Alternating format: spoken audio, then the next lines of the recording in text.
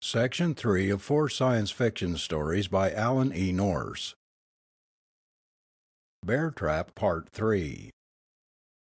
He found a small wooden glade not far from the library, and set the copter down skillfully, his mind numbed, fighting to see through the haze to the core of incredible truth he had discovered.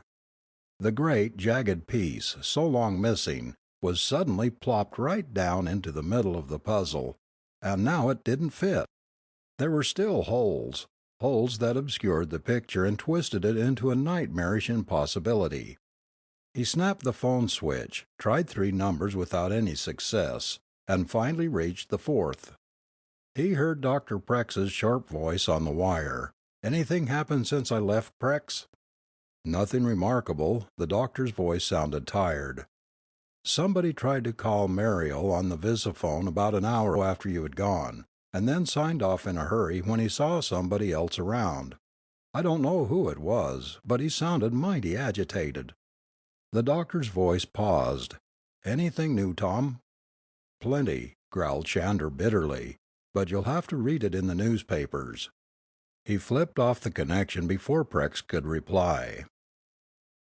Then Shander sank back and slept, the sleep of total exhaustion, hoping that a rest would make the shimmering, indefinite picture hold still long enough for him to study it. And as he drifted into troubled sleep, a greater and more pressing question wormed upward into his mind. He woke with a jolt, just as the sun was going down, and he knew then with perfect clarity what he had to do. He checked quickly to see that he had been undisturbed, and then manipulated the controls of the copter. Easing the ship into the sky toward Washington, he searched out a news report on the radio, listened with a dull feeling in the pit of his stomach as the story came through about the breakdown of the Berlin Conference, the declaration of war, the president's meeting with Congress that morning, his formal request for full wartime power, the granting of permission by a wide-eyed, frightened legislature. Shander settled back, staring dully at the ground moving below him, the wisps of evening haze rising over the darkening land. There was only one thing to do. He had to have Ingersoll's files. He knew only one way to get them. Half an hour later he was settling the ship down under cover of darkness, on the vast grounds behind the Ingersoll estate, cutting the motors to effect a quiet landing. Tramping down the ravine toward the huge house, he saw it was dark. Down by the gate he could see the security guards standing in a haze of blue cigarette smoke under the dim outlights. Cautiously he slipped across the back terrace, crossing behind the house, and jangled a bell on the side porch. Ann Ingersoll opened the door, and gasped as Sander forced his way in. "Keep quiet," he hissed, slipping the door shut behind him. Then he sighed and walked through the entrance into the large front room. "Tom, oh Tom, I was afraid. Oh Tom." Suddenly she was in his arms sobbing, pressing her face against his shirt front. "Oh, I'm so glad to see you, Tom." He disengaged her, turning from her and walking across the room. "Let's turn it off, Ann," he said disgustedly. "It's not very impressive." "Tom, I wanted to tell you. I just didn't know what to do. I didn't believe them when they said you wouldn't be harmed. I was afraid. Oh, Tom, I wanted to tell you. Believe me." "You didn't tell me," he snapped. "They were nervous. They slipped up. That's the only reason I'm alive. They planned to kill me." She stared at him tearfully, shaking her head from side to side, searching for words. I didn't want that." He whirled, his eyes blazing. "You silly fool, what do you think you're doing when you play games with a mob like this? Do you think they're going to play fair? You're no clod, you know better than that." He leaned over her, trembling with anger. "You set me up for a sucker, but the plan fell through, and now I'm running around loose, and if you thought I was dangerous before, you haven't seen anything like how dangerous I am now. You're going to tell me some things now, and you're going to tell them straight. You're going to tell me where Harry Dartmouth went with those files, where they are right now. Understand that? I want those files. Because when I have them, I'm going to do exactly what I started out to do. I'm going to write a story, the whole rotten story about your precious father and his two-faced life. I'm going to write about Dartmouth Bearing Corporation and all its funky outfits, and tell them what they've done to this country and the people of this country." He paused, breathing heavily, and sank down on a chair, staring at her. "I've learned things in the past 24 hours I never dreamed could be true. I should be able to believe anything, I suppose, but these things knocked my stilts out from under me. This country has been had, right straight down the line, for a dozen years. We've been sold down the river like a pack of slaves, and now we're going to get a look at the cold, ugly truth, for once." She stared at him. "What do you mean, about my precious father?" "Your precious father was at the bottom of the whole slimy mess." "No, no, not Dad." She shook her head, face chalky. "Harry Dartmouth, maybe, but not Dad. Listen a minute. I didn't set you up for anything. I didn't know what Dartmouth and Muriel were up to. Dad left instructions for me to contact Harry Dartmouth immediately, in case he died. He told me that, a year ago. He told me that before I did anything else, I should contact Dartmouth, and do as he said. So when he died, I contacted Harry, and kept in contact with him. He told me you were out to burn my father, to heap garbage on him after he was dead before the people who loved him, and he said the first thing you would want would be his personal files. Tom, I didn't know you then. I knew Harry, and knew that Dad trusted him, for some reason, so I believed him. But I began to realize that what he said wasn't true. I got the files, and he said to give them to you, to string you along, and he'd pick them up from you before you had a chance to do any harm with them. He said he wouldn't hurt you, but I didn't believe him, Tom. I believed you, that you wanted to give Dad a fair shake." Shander was on his feet, his eyes blazing. "So you turned them over to Dartmouth anyway? And what do you think he's done with them? Can you tell me that? Where's he gone? Has he burnt them? If not, what's he going to do with them?" Her voice was weak, and she looked as if she were about to faint. "That's what I'm trying to tell you," she said shakily. "He doesn't have them. I have them." Shander's jaw dropped. "Now wait a minute," he said softly. "You gave me the briefcase, Muriel snatched it and nearly killed me." "A dummy, Tom. I didn't know who to trust, but I knew I believed you more than I believed Harry. Things happened so fast, and I was so confused." She looked straight at him. "I gave you a dummy, Tom." His knees walked out from under him then, and he sank into a chair. "You've got them here, then," he said weakly. "Yes, I have them here." The room was in the back of the house, a small, crowded study, with a green-shaded desk lamp. Shander dumped the contents of the briefcase onto the desk, and settled down, his heart pounding in his throat. He started at the top of the pile, sifting, ripping out huge sheafs of paper, receipts, notes, journals, clippings. He hardly noticed when the girl slipped out of the room, and he was deep in study when she returned half an hour later with steaming black coffee. With a grunt of thanks he drank it, never shifting his attention from the scatter of papers from the personal file of a dead man. And slowly the picture unfolded.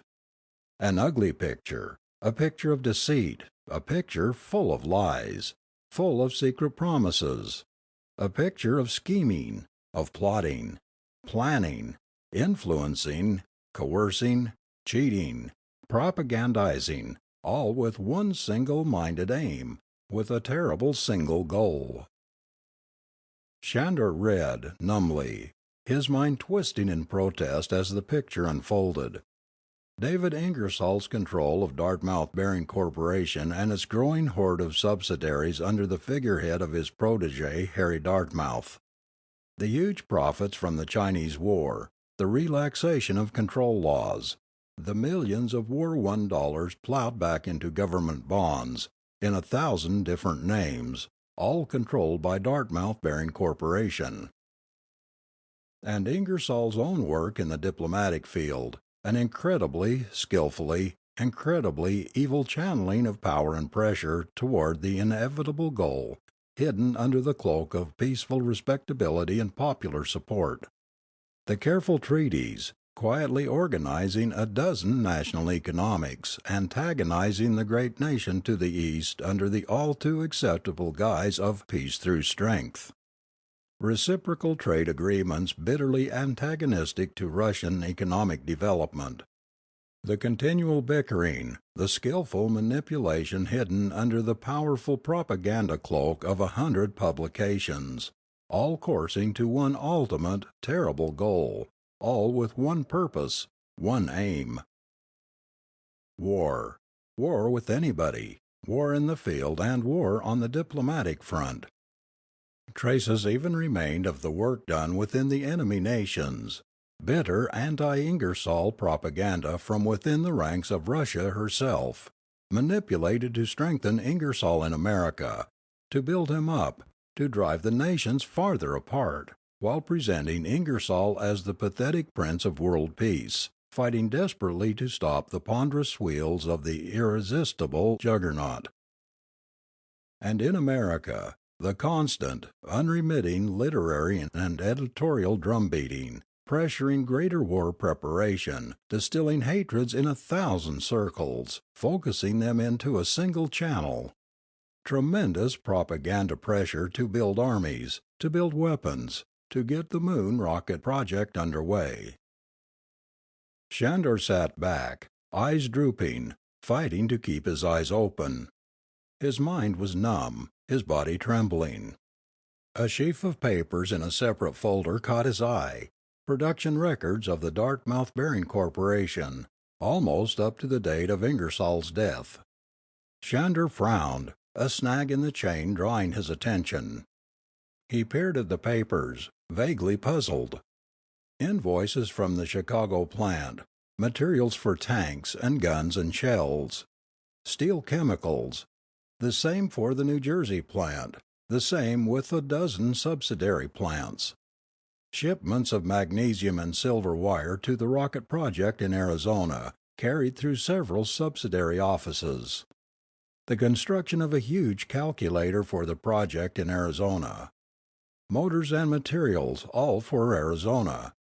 Something caught his mind, brought a frown to his large bland face.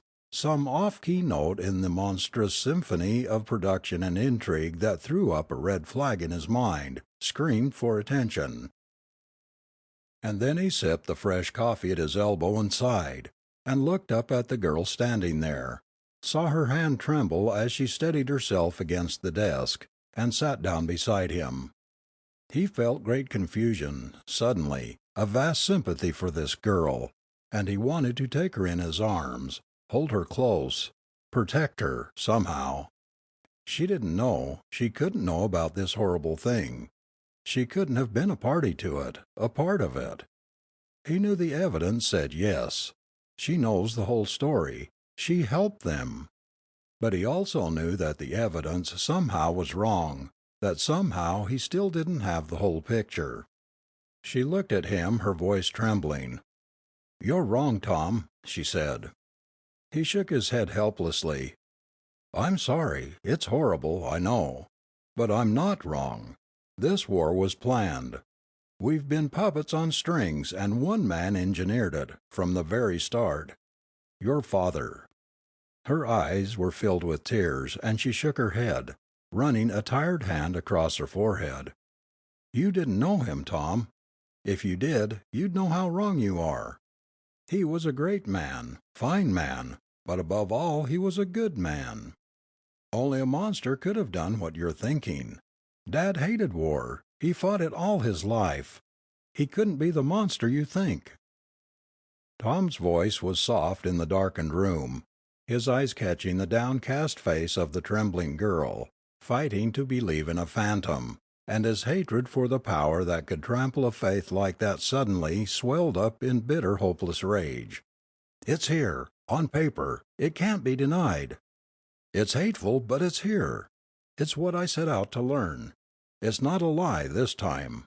And it's the truth, and this time it's got to be told. I've written my last false story. This one is going to the people the way it is. This one's going to be the truth." He stopped staring at her. The puzzling, twisted hole in the puzzle was suddenly there, staring him in the face, falling down into place in his mind with blazing clarity. Staring, he dived into the pile of papers again, searching, frantically searching for the missing piece. Something he had seen, and passed over. The one single piece of the story that didn't make sense. And he found it, on the list of materials shipped to the Nevada plant. Pig iron, raw magnesium, raw copper, steel electron tubes, plastics from all parts of the country, all being shipped to the Dartmouth plant in Nevada, where they made only shells.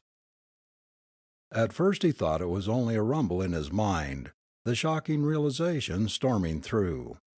Then he saw Ann jump up suddenly, white-faced, and race to the window, and he heard the small scream in her throat. And then the rumbling grew louder, stronger, and the house trembled. He heard the whine of jet planes screaming over the house as he joined her at the window, heard the screaming whines mingled with the rumbling thunder. And far away on the horizon, the red glare was glowing, rising, burning up to a roaring conflagration in the black night sky. "Washington!" Her voice was small, infinitely frightened. "Yes, that's Washington." "Then it really has started." She turned to him with eyes wide with horror, and snuggled up to his chest like a frightened child. "Oh, Tom!" "It's here. What we've been waiting for. What your father started could never be stopped any other way than this."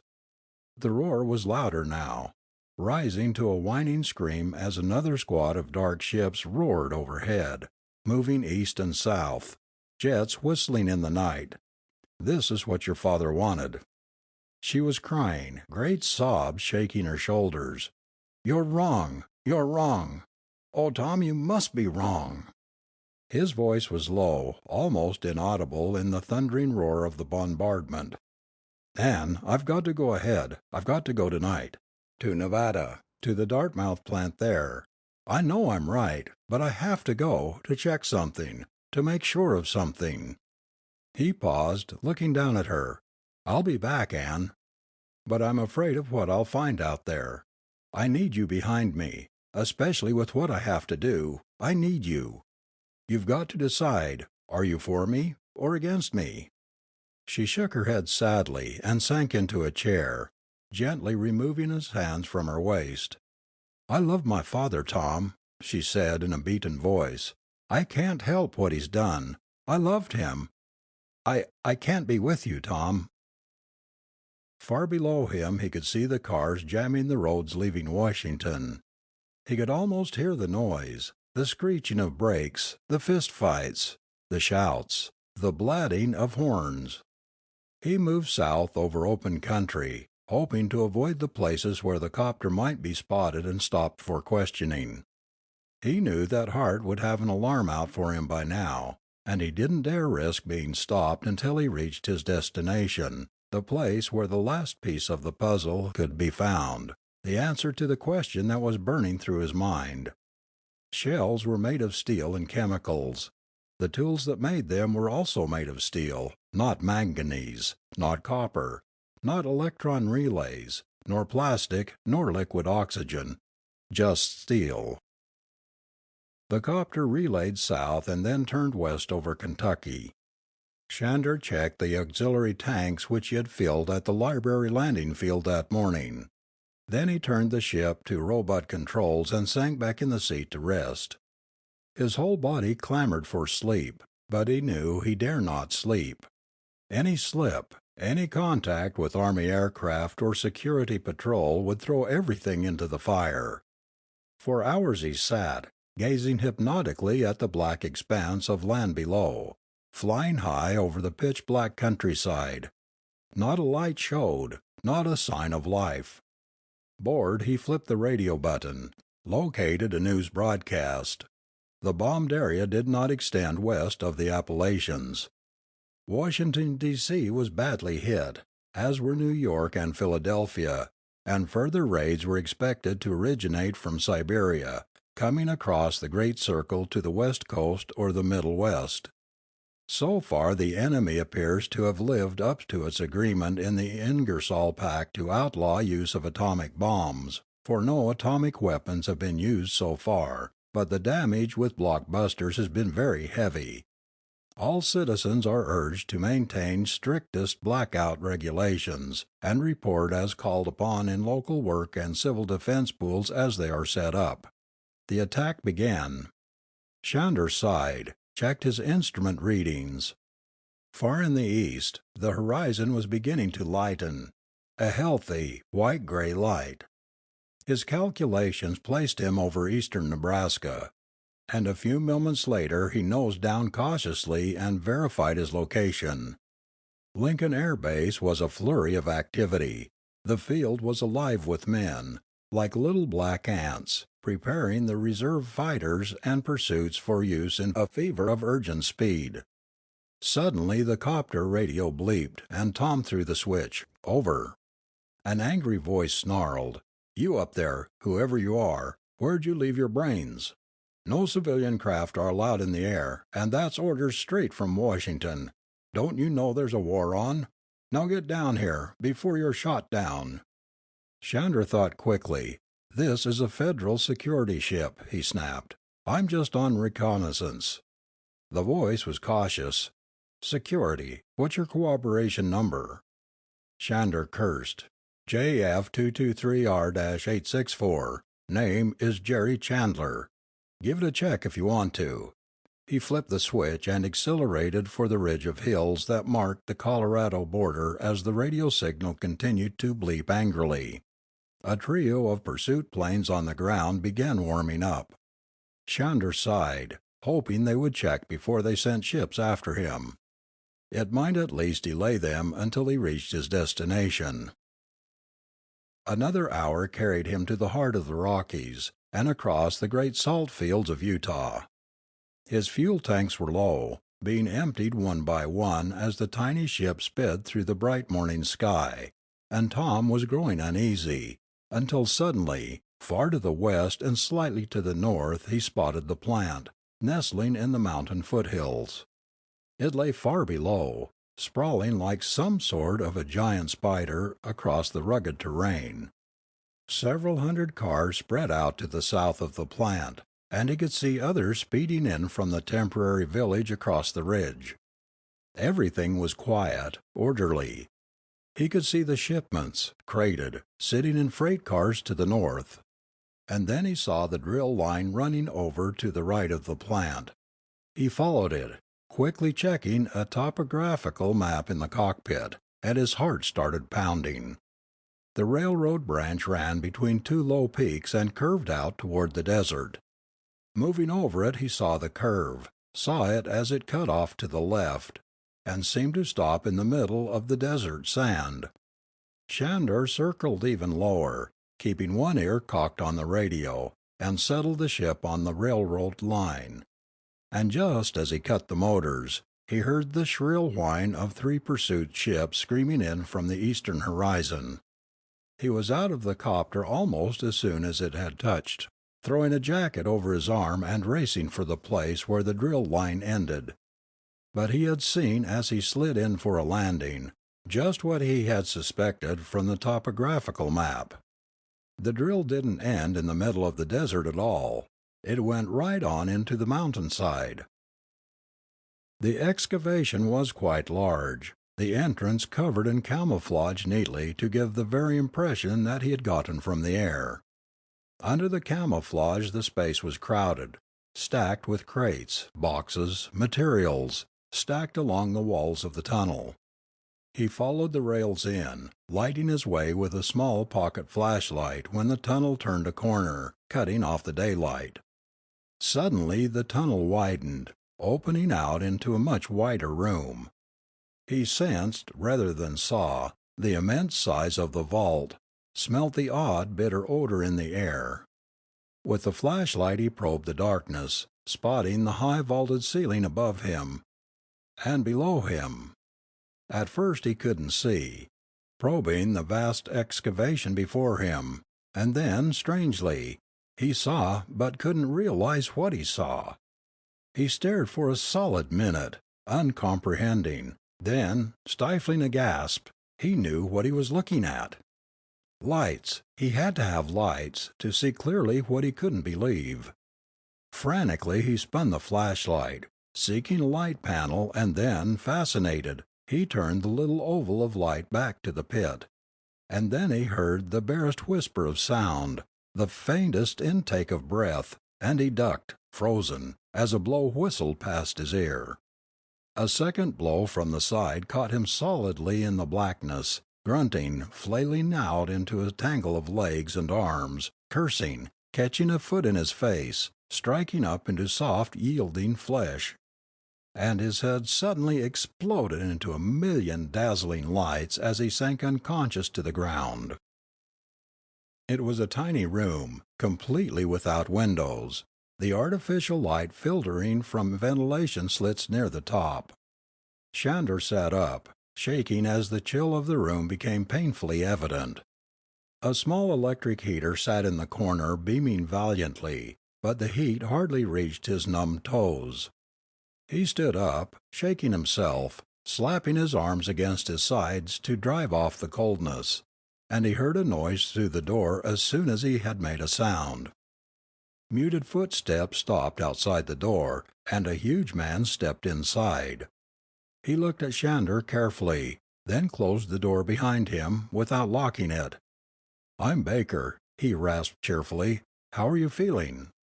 Shander rubbed his head, suddenly and acutely aware of a very sore nose and a bruised rib cage.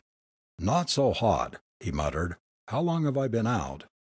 "Long enough." The man pulled out a plug of tobacco, ripped off a chunk with his teeth. "Chew?" "I smoke." Shander fished for cigarettes in an empty pocket. "Not in here you don't," said Baker.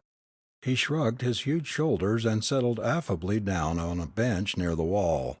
"You feel like talking?" Shander eyed the unlocked door, and turned his eyes to the huge man. "Sure," he said. "What do you want to talk about?" "I don't want to talk about nothin'," the big man replied indifferently. "Thought you might, though." "Are you the one that roughed me up?" "Yeah," Baker grinned. "Hope I didn't hurt you much. Boss said to keep you in one piece, but we had to hurry up and take care of those army guys you brought in on your tail. That was dumb. You almost upset everything." Memory flooded back, and Shander's eyes widened. "Yes, they followed me all the way from Lincoln. What happened to them?" Baker grinned and chomped his tobacco. "They're a long way away now. Don't worry about them." Shander eyed the door uneasily. The latch hadn't caught and the door had swung open an inch or two. "Where am I?" he asked, inching toward the door. What are you planning to do to me?" Baker watched him edge away. "You're safe," he said. "The boss'll talk to you pretty soon if you feel like it." He squinted at Tom in surprise, pointing an indolent thumb toward the door. "You planning to go out or something?" Tom stopped short, his face red. The big man shrugged. "Go ahead. I ain't going to stop you," he grinned. "Go as far as you can." Without a word Shander threw open the door, looked out into the concrete corridor. At the end was a large bright room. Cautiously he started down, then suddenly let out a cry and broke into a run, his eyes wide. He reached the room, a large room with heavy plastic windows. He ran to one of the windows, pulse pounding, and stared, a cry choking in his throat. The blackness of the cracks contrasted dimly with the inky blackness of the sky beyond. Mile upon mile of jagged, rocky crags, black rock, ageless, unaged rock. And it struck him with a jolt how easily he had been able to run, how lightning swift his movements. He stared again, and then he saw what he had seen in the pit. Standing high outside the building on a rocky flat, standing bright and silvery, like a phantom finger pointing to the inky heavens, sleek, smooth, resting on polished tail fins, like another worldly bird poised for flight. A voice behind him said, "You aren't really going any place, you know. Why run?" It was a soft voice, a kindly voice, cultured, not rough and biting like Baker's voice. It came from directly behind Shander, and he felt his skin crawl. He had heard that voice before, many times before. Even in his dreams he had heard that voice. "You see, it's pretty cold out there, and there isn't any air. You're on the moon, Mr. Shandor." He whirled, his face twisted and white, and he stared at the small figure standing at the door, a stoop-shouldered man, white hair slightly untidy, crow's feet about his tired eyes. An old man, with eyes that carried a sparkle of youth and kindness, the eyes of David P. Ingersoll. Shandor stared for a long moment, shaking his head like a man seeing a phantom. When he found words, his voice was choked, the words retched out as if by force. "You're alive." "Yes, I'm alive." Then Shandor shook his head violently, turning to the window and back to the small white-haired man. "Then your death was just a fake." The old man nodded tiredly. "That's right, just a fake." Shandor stumbled to a chair and sat down woodenly. "I don't get it," he said dully. "I just don't get it. The war, that I can see. I can see how you worked it, how you engineered it. But this," he gestured feebly at the window, at the black, impossible landscape outside. "This I can't see. They're bombing us to pieces. They're bombing out Washington, probably your home, your own family. Last night—" He stopped, frowning in confusion. "No, it couldn't have been done last night. 2 days ago? Well, whatever day it was, they were bombing us to pieces, and you're up here. Why? What's it going to get you? This war, this whole rotten intrigue mess, and then this?" The old man walked across the room and stared for a moment at the silent ship outside. "I hope I can make you understand. We had to come here. We had no choice. We couldn't do what we wanted any other way than to come here, first, before anybody else." "But why here? They're building a rocket there in Arizona. They'll be up here in a few days, maybe a few weeks." "Approximately 48 hours," corrected Ingersoll quietly. "Within 48 hours the Arizona rocket will be here. If the Russian rocket doesn't get here first. It doesn't make sense.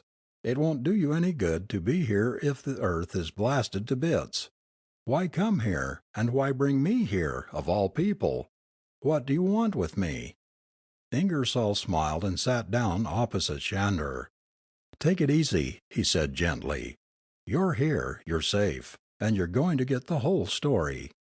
I realize that this is a bit of a jolt, but you had to be jolted. With you I think the jolt will be very beneficial, since we want you with us. That's why we brought you here. We need your help, and we need it very badly. It's as simple as that." Shandor was on his feet, his eyes blazing. "No dice. This is your game, not mine. I don't want anything to do with it." "But you know the game." "I know plenty of the game. I followed the trail, right from the start. I know the whole rotten mess. The trail led me all the way around Robin Hood's barn, but it told me things, oh, it told me plenty. It told me about you, and this war. And now you want me to help you. What do you want me to do? Go down and tell the people it isn't really so bad being pounded to shreds? Should I tell them they aren't really being bombed? It's all in their minds. Shall I tell them this is a war to defend their freedoms? That it's a great crusade against the evil forces of the world? What kind of sap do you think I am?" He walked to the window, his whole body trembling with anger. "I followed this trail down to the end. I scraped my way down into the dirtiest, slimiest depths of the barrel, and I found you down there, and your rotten corporations, and your crowd of healers. And on the other side are 300 million people taking the lash end of the whip on Earth, helping to feed you. And you ask me to help you? Once upon a time, Ingersoll interrupted quietly, there was a fox. Shander stopped and stared at him. And the fox got caught in a trap, a big bear trap with steel jaws that clamped down on him and held him fast by the leg. He wrenched and he pulled, but he couldn't break the trap open, no matter what he did.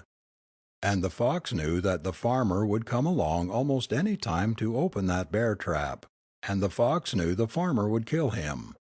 He knew that if he didn't get out of that trap, he'd be finished, sure as sin. But he was a clever fox, and he found a way to get out of the bear trap. Ingersoll's voice was low, tense, in the still room. Do you know what he did? Shander shook his head silently. It was a very simple solution, said Ingersoll. Drastic but simple. He gnawed off his leg. Another man had entered the room, a small, weasel-faced man with sallow cheeks and slick black hair. Ingersoll looked up with a smile, but Muriel waved him on and took a seat nearby. So he chewed off his leg, Shander repeated dully. I don't get it. The world is a trap, said Ingersoll, watching Shander with quiet eyes. A great big bear trap. It's been in that trap for decades, ever since the First World War. The world has come to a wall it can't climb, a trap it can't get out of, a vicious, painful, torturous trap, and the world has been struggling for 7 decades to get out. It hasn't succeeded, and the time is drawing rapidly nigh for the farmer to come. Something had to be done, and done fast, before it was too late. The fox had to chew off its leg, and I had to bring the world to the brink of a major war. Shander shook his head, his mind buzzing. I don't see what you mean. We never had a chance for peace. We never had a chance to get our feet on the ground from one round to the next. No time to do anything worthwhile in the past 70 years. I don't see what you mean about a trap. Ingersoll settled back in his chair, the light catching his face in sharp profile. It's been a century of almost continuous war, he said. You've pointed out the whole trouble. We haven't had time to catch our breath, to make real peace. The First World War was a sorry affair, by our standards, almost a relic of earlier European wars. Trench fighting, poor rifles, soapbox aircraft, nothing to distinguish it from earlier wars but its scope. But 20 uneasy years went by, and another war began, a very different sort of war. This one had fast aircraft, fast mechanized forces, heavy bombing, and finally, to cap the climax, atomics. That Second World War could hold up its head as a real, strapping fighting war in any society of wars. It was a stiff war, a terrible one. Quite a bit of progress for 20 years. But essentially, it was a war of ideologies, just as the previous one had been. A war of intolerance, of unmixable ideas. The old man paused and drew a sip of water from the canister in the corner. Somewhere, somehow, the world had missed the boat. Those wars didn't solve anything. They didn't even make a very strong pretense. They just made things worse. Somewhere, human society had gotten into the trap, a vicious cycle. It had reached the end of its progressive tether. It had no place to go, no place to expand, to great common goal. So ideologies arose to try to solve the dilemma of a basically static society, and they fought wars.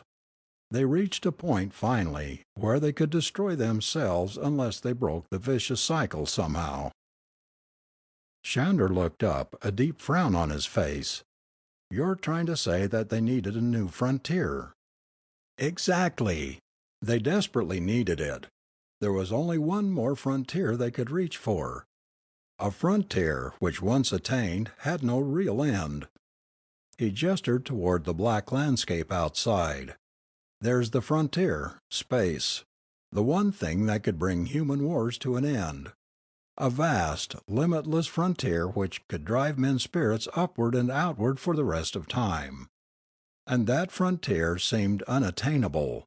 It was blocked off by a wall, by the jaws of a trap. Oh, they tried. After the first war, the work began. The second war contributed unimaginably to the technical knowledge. But after the second war, they could go no further. Because it cost money, it required a tremendous effort on the part of the people of a great nation to do it, and they couldn't see why they should spend the money to get to space. After all, they had to work up the atomics and new weapons for the next war. It was a trap, as strong and treacherous as any the people of the world had ever encountered. The answer, of course, was obvious. Each war brought a great surge of technological development to build better weapons, to fight bigger wars. Some developments led to extremely beneficial ends too. If it hadn't been for the Second War, a certain British biologist might still be piddling around his understaffed, underpaid laboratory, wishing he had more money, and wondering why it was that the dirty patch of mold on his petri dish seemed to keep bacteria from growing. But the Second War created a sudden, frantic, urgent demand for something, anything, that would stop infection, fast. And in no time penicillin was in mass production, saving untold thousands of lives. There was no question of money. Look at the Manhattan Project. How many millions went into that? It gave us atomic power for war and for peace. For peaceful purposes, the money would have never been spent. But if it was for the sake of war— Ingersoll smiled tiredly. Sounds insane, doesn't it? But look at the record. I looked at the record way back at the end of the war with China. Other men looked at the record too. We got together and talked. We knew that the military advantage of a rocket base on the moon could be a deciding factor in another major war. Military experts had recognized that fact back in the 1950s. Another war could give men the technological kick they needed to get them into space, possibly in time. If men got to space before they destroyed themselves, the trap would be broken, the frontier would be opened, and men could turn their energies away from destruction toward something infinitely greater and more important. With space on his hands, men could get along without wars. But if we waited for peacetime to go to space, we might never make it. It might be too late. It was a dreadful undertaking. I saw the wealth in the company I directed and controlled at the end of the Chinese War, and the idea grew strong. I saw that a huge industrial amalgamation could be undertaken and succeed. We had a weapon in our favor, the most dangerous weapon ever devised, 1,000 times more potent than atomics. Hitler used it with terrible success. Stalin used it. Harold Singh used it. Why couldn't Ingersoll use it? Propaganda, a terrible weapon. It could make people think the right way. It could make them think almost any way. It made them think of war, far from the end of the last war we started, with propaganda, with politics and money. The group grew stronger as our power became more clearly understood.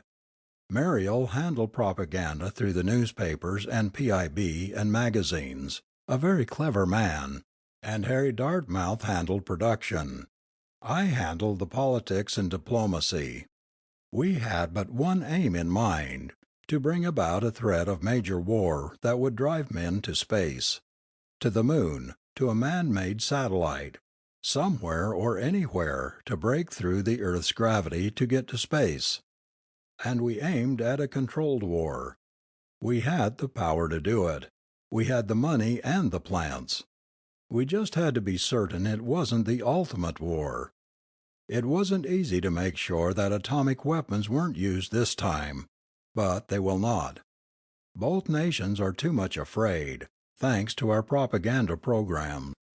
They both leaped at a chance to make a face-saving agreement, and we hoped that the war would be held off until we got to the moon, and until the Arizona rocket project could get a ship launched for the moon. The wheels we had started just moved too fast. I saw at the beginning of the Berlin conference that it would explode into war, so I decided the time for my death had arrived. I had to come here, to make sure the war doesn't go on any longer than necessary." Shander looked up at the old man, his eyes tired. "I still don't see where I'm supposed to fit in. I don't see why you came here at all. Was that a wild goose chase I ran down there, learning about this?" "Not a wild goose chase. The important work can't start, you see, until the rocket gets here. It wouldn't do much good if the Arizona rocket got here to fight the war. It may come for war, but it must go back for peace. We built this rocket to get us here first, built it from government specifications, though they didn't know it. We had the plan to build it in, and we were able to hire technologists not to find the right answers in Arizona until we were finished. Because the whole value of the war threat depended solely and completely upon our getting here first. When the Arizona rocket gets to the moon, the war must be stopped. Only then can we start the real Operation Bear Trap. That ship, whether American or Russian, will meet with a great surprise when it reaches the moon. We haven't been spotted here. We left in darkness and solitude, and if we were seen, it was chalked off as a guided missile. We're well camouflaged, and although we don't have any sort of elaborate base, just a couple of sealed rooms, we have a ship and we have weapons. When the first ship comes up here, the control of the situation will be in our hands. Because when it comes, it will be sent back with the ultimatum to all nations, to cease warfare, or suffer the most terrible, nonpartisan bombardment the world has ever seen. A pinpoint bombardment from our ship here on the moon. There won't be too much bickering, I think. The war will stop. All eyes will turn to us. And then the big work begins." He smiled, his thin face showing tired lines in the bright light. "I may die before the work is done. I don't know nor care. I have no successor, nor have we any plans to perpetuate our power once the work is done. As soon as the people themselves will take over the work, the job is theirs, because no group can hope to ultimately control space. But first people must be sold on space, from the bottom up. They must be forced to realize the implications of a ship on the moon. They must realize that the first ship was the hardest, that the trap is sprung. The amputation is a painful one. There wasn't any known anesthetic, but it will heal, and from here there is no further need for war. But the people must see that, understand its importance. They've got to have the whole story, in terms that they can't mistake. And that means a propagandist." "You have Mariel," said Shander. "He had the work, the experience. He's getting tired. He'll tell you himself his ideas are slow. He isn't on his toes any longer. He needs a new man, a helper, to take his place. When the first ship comes, his job is done." The old man smiled. "I've been watching you, of course, for years. Mariel saw that you were given his job when he left PIB to edit Fighting World. He didn't think you were the man, he didn't trust you, thought you had been raised too strongly on the sort of gibberish you were writing. I thought you were the only man we could use, so we let you follow the trail, and watched to see how you handled it. And when you came to the Nevada plant, we knew you were the man we had to have."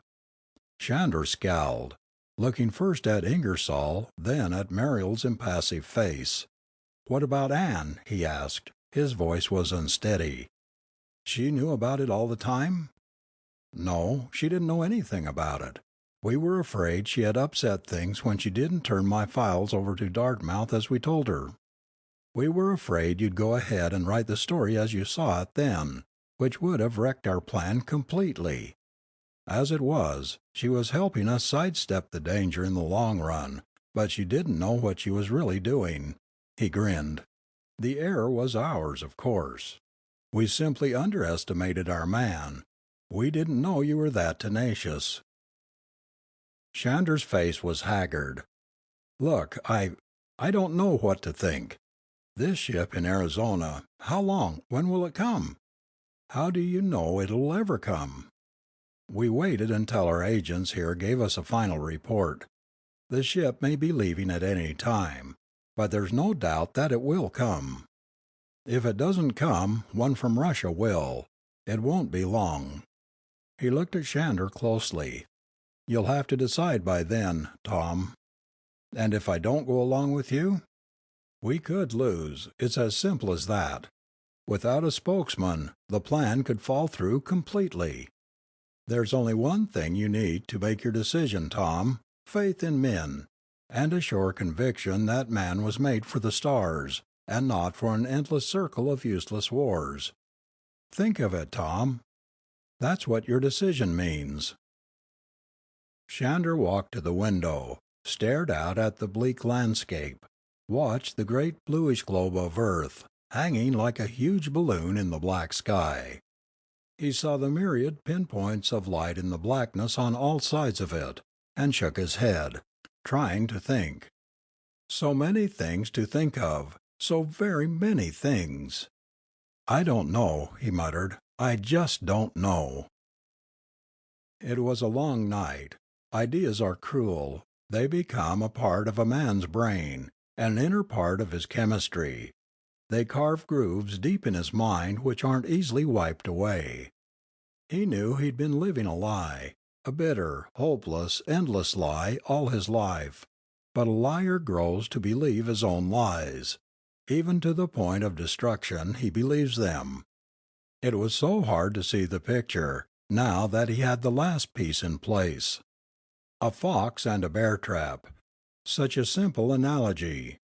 War was a hellish proposition. It was cruel. It was evil. It could be lost so very easily, and it seemed so completely, utterly senseless to cut off one's own leg. And then he thought, somewhere, sometime, he'd see her again. Perhaps they'd be old by then, but perhaps not. Perhaps they'd still be young, and perhaps she wouldn't know the true story yet. Perhaps he could be the first to tell her, to let her know that he had been wrong. Maybe there could be a chance to be happy, on Earth sometime. They might marry, even there might be children. To be raised for what? Wars and wars and more wars. Or was there another alternative? Perhaps the stars were winking brighter. A hoarse shout rang through the quiet rooms. Ingersoll sat bolt upright, turned his bright eyes to Mariel, and looked down the passageway. And then they were crowding to the window as one of the men snapped off the lights in the room, and they were staring up at the pale bluish globe that hung in the sky, squinting, breathless.